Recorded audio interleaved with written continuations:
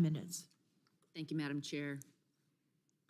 I expect a lot of the discussion today to be about, quote, codifying Roe. So I want to be very clear. Roe v. Wade never settled the issue of abortion. For decades, it's divided America in unimaginable ways over the sharpest, most soul-searching issue before us as a nation. Supreme Court Justice Ruth Bader Ginsburg said herself in 1985 that it has provoked, not resolved, conflict. She was right then, and those words ring true today. Further, Roe never kept up with the science. Because of technology today, we can see a baby develop day by day. Doctors perform prenatal surgeries to treat babies as patients in the womb and save lives. That wasn't possible in 1973 when Roe was decided. Decades later, look how far we've come. The first successful fetal surgery wasn't until 1981.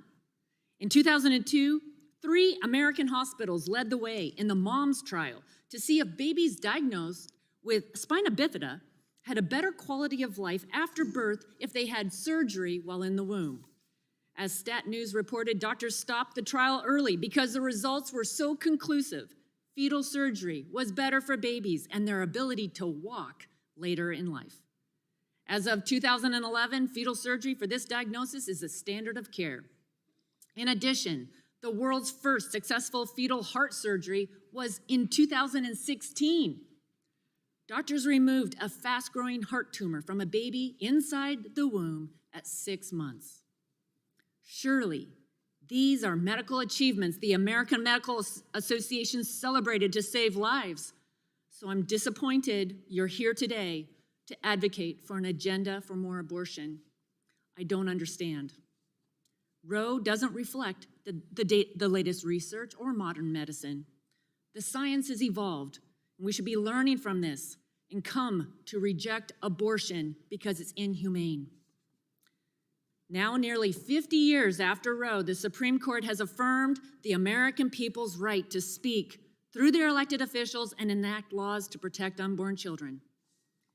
So the question upon us is, how do we want to define the human rights issue of our generation? Is it by dehumanizing life and promoting a culture that destroys the most vulnerable among us? Or is it by making abortion unthinkable, by leading a new era that celebrates the science and every person's God-given, unalienable human rights to life, liberty, and the pursuit of happiness for all? Unfortunately, the Democrats are choosing a path of more pain, insecurity, and dehumanization. Last week, Democrats passed the Abortion on Demand Until Birth Act and Ensuring Access to Abortion Act. This agenda is not about codifying Roe v. Wade. The Democrats' extreme abortion agenda goes far beyond that. While my colleagues across the aisle talk about 1973, this is the future they want to create in America.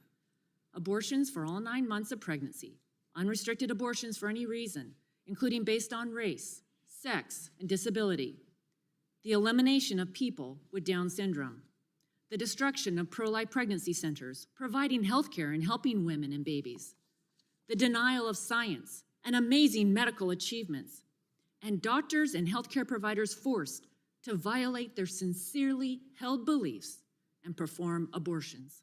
There's nothing about this agenda that celebrates human rights or the dignity of every person. This is not how I define a free and just society for my daughters and my son. Every person, born and unborn, has human rights. It's self-evident. And for America to be a more perfect union, our laws must reflect that. I hope today that we will have a more informed discussion about how we can build a better future so women and their babies have the love, care, and support that they need at every stage of life. Let's come together to help the most marginalized in society, especially the weakest, helpless, most innocent, and vulnerable who don't have a voice. I also want to thank and recognize Dr. Christina Francis with the American Association of Pro-Life OBGYNs. Your expertise is valued, and I'm grateful that you're here today to dispel the fear and misinformation President Biden and the Democrats are spreading to promote abortion for all 9 months. women everywhere deserve the truth. Thank you, and I yield back.